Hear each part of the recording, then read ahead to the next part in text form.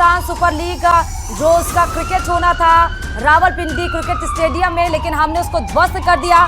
भारत ने पाक को फिर से एफएटीएफ की ग्रे लिस्ट में लाने की कोशिश की जा रही है, यानी आर्थिक तौर पर पूरी तरीके से भारत पाकिस्तान को तोड़ देना चाहता है, कमजोर भी नहीं तोड़ देना चाहता है। एफएटीएफ में वो शामिल था, किसी तरह वो बाहर आया था, लेकिन एक बार फिर से एफएटीएफ के ग्रे लिस्ट में लाने की कोशिश भारत की है। आतंकवाद में वो आर्थिक मदद में जो इस्तेमाल कर रहा है, भारत ने अब पाकिस्तान की आर्थिक नाकेबंदी शुरू कर दी है। पाक को फिर से एफएटीएफ की ग्रे लिस्ट में लाने की कोशिश। उसके पहले आप देखिए पाक की फजीहत कितनी हुई। शहबाज शरीफ सीधे अमेरिका के पास पहुंचे थे और वो अमेरिका से मदद की गुहार लगा रहे थे। अमेरिका ने साफ तौर पर कह दिया कि हम तुम्हारी मदद नहीं करेंगे, हम आतंक का बढ़ावा नहीं दे सकते। उसके पहले यूएन ने भी पाकिस्तान को आतंकवाद पे घेर लिया था।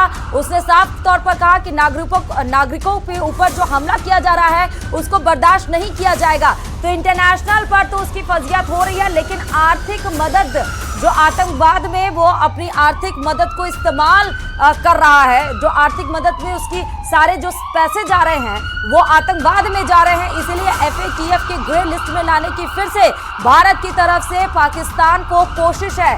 और इसमें एक छोटा सा रिएक्शन, क्योंकि हमारे तीनों संवाददाता जुड़े हुए सीमावर्ती इलाके से जुड़े हुए हैं, जहां पर एक नापाक कोशिश रात के समय में करने की हिमाकत की गई पाकिस्तान की तरफ से। तो बाड़मेर ही तरफ रुक कर लेते हैं। प्रेमदान, एक छोटा सा इसमें एक कमेंट आपका बनता है, क्योंकि भारत ने देखिए डिजिटल स्ट्राइक किया, एयर स्ट्राइक किया, वाटर स्ट्राइक किया और उसके बाद अब देखिए आर्थिक स्ट्राइक भी। देखिए, पाकिस्तान हमेशा इसी के लिए पाकिस्तान इस तरीके की हरकतें करता है, क्योंकि उसके खुद के पास कुछ है नहीं, तो वो इस तरीके की हरकतें करके कहीं न कहीं चर्चाओं में रहने की कोशिश करता है और विश्व से मदद लेने के लिए इस तरीके के प्रोपेगेंडे वो करता रहता है। लेकिन भारत ने उसके हर दाव को उल्टा किया है और ये मैसेज दिलाया है विश्व को कि सिर्फ पाकिस्तान में आतंकवादियों को पोषित किया जाता है, इसके अलावा पाकिस्तान का कोई विजन नहीं है। यही कारण है कि उसका आर्थिक स्थिति, आर्थिक कमर को भी तोड़ने में भारत सक्षम रह रहा है। जी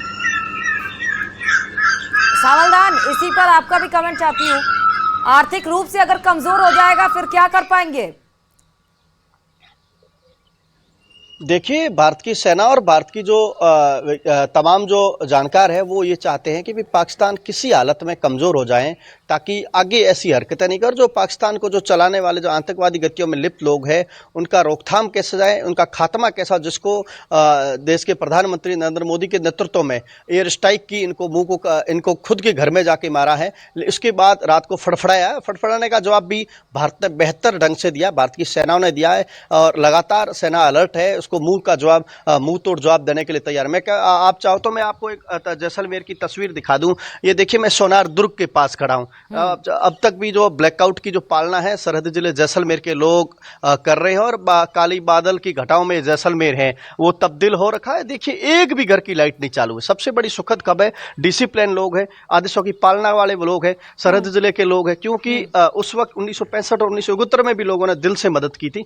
आज भी वो पाकिस्तान को करारा जवाब देने के लिए प्रशासन का 100% साथ दे रहे हैं। जो लाइटों से सुबह सूर्य उदय के साथ सोने की तरह चमकने वाला जो दुर्ग है, सोनार किला है, गोल्डन फोर्ट है, उसकी लाइटें भी बंद कर दी गई थी। अब भी आम लोग देखिए 100% लाइटें बंद है और प्रशासन की आदेशों की पालना कर रहे हैं। जी।